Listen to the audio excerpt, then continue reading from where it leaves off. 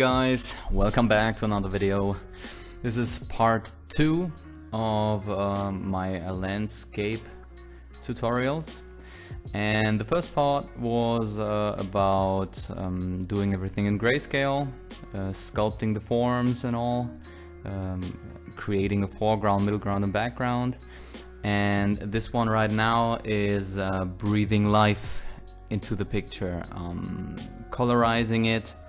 And basically we are going to use the same tools which we used in the videos before. You will see there's a lot of similarities in the steps.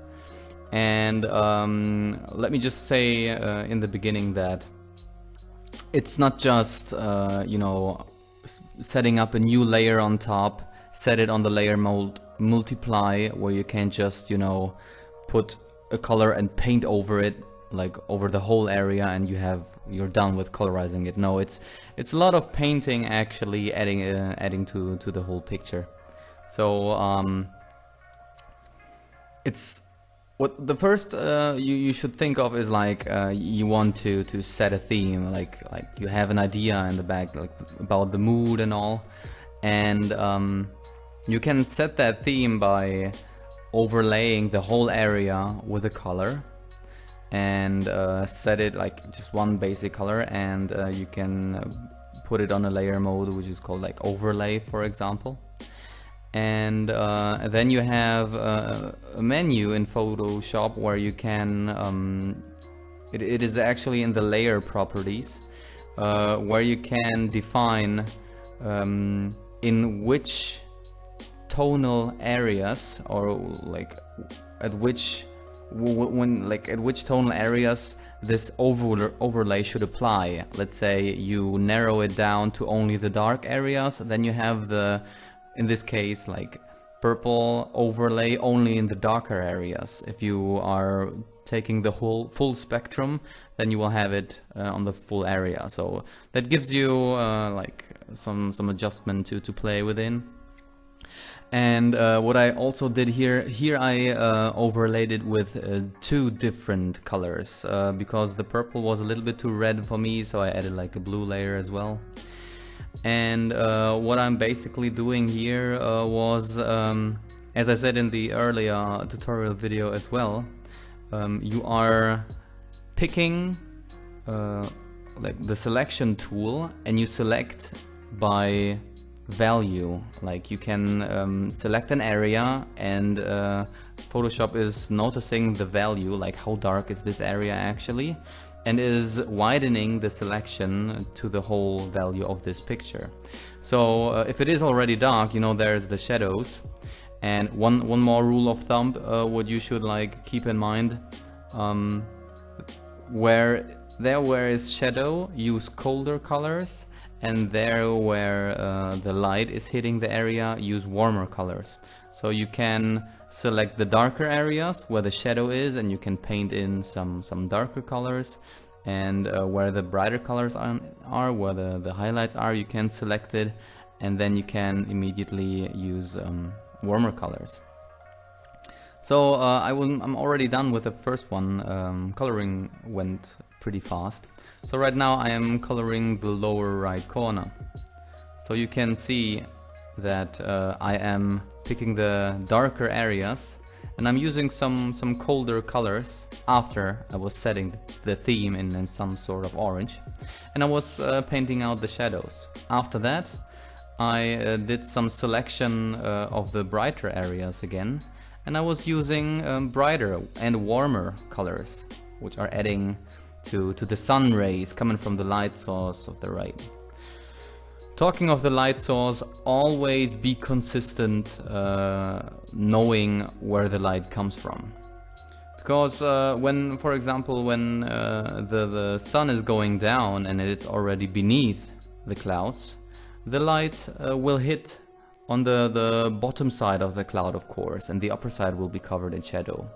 On the other hand, when the sun is over the clouds, you will have the shining on the upper side.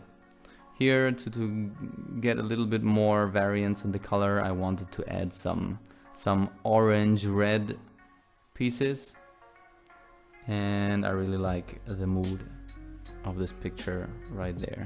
Just trying around like what should be the color the person is lit.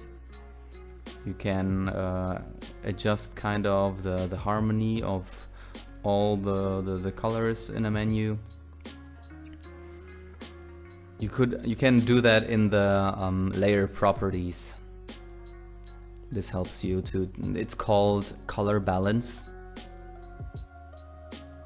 Like you can see my cursor is somewhere on the right corner in Windows. I don't know why my program is not recording that. I will try to find out what's the reason for that. And it's always the same procedure. This time again I was overlaying it.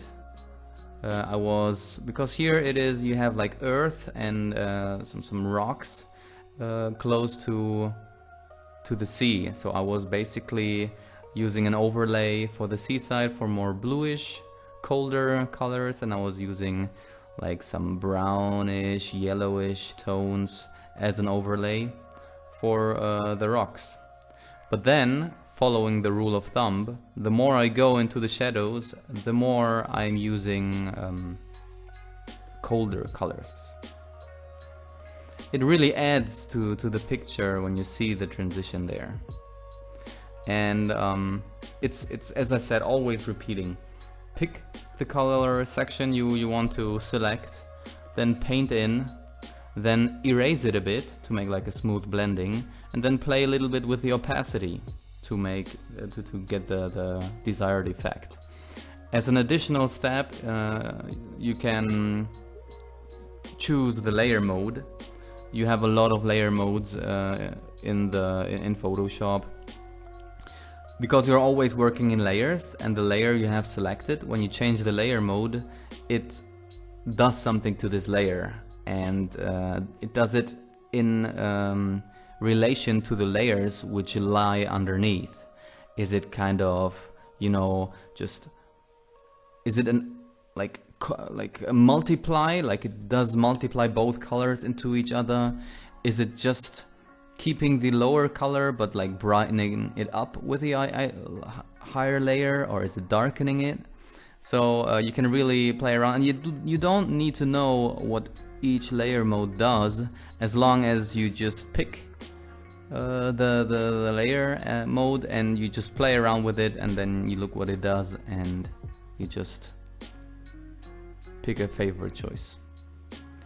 Here I wanted to add some green colors because I didn't want it just to make it look like only rocks and yellow. And to a certain extent it is a problem to add so many colors, you know, yellow, green, blue, and still keep that picture in a nice harmony. So that is why always I advise what I just said. In the end, use color balance so you can kind of adjust the different colors, and that they are not biting each other in the picture, but they are kind of supporting each other.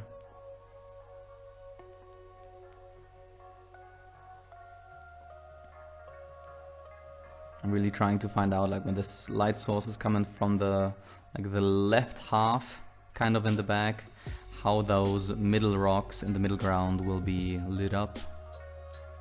You can see in the back it's quite bright, it's going darker and darker toward the front, but completely in the front it's getting already a little bit lighter again, and this is kind of that troubles the observer's view, creating a sense of depth, you know.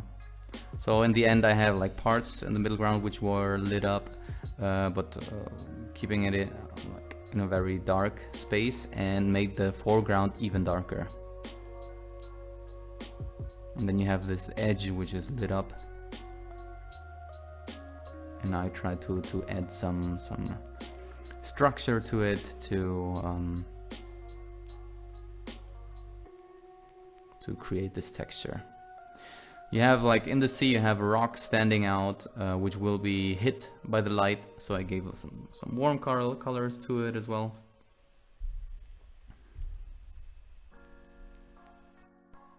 And I'm already almost done with the whole picture. So those were my first tries to kind of try out the techniques of Jordan Grimmer. Still, shout out to his content, really nice on Instagram and YouTube, also easy to find. And I'm sure I will be building on that. Not quite sure if my next video will be about landscapes, but I will definitely come back to this. So I hope you enjoyed, I hope it was helpful, and I will see you in the next video. See ya!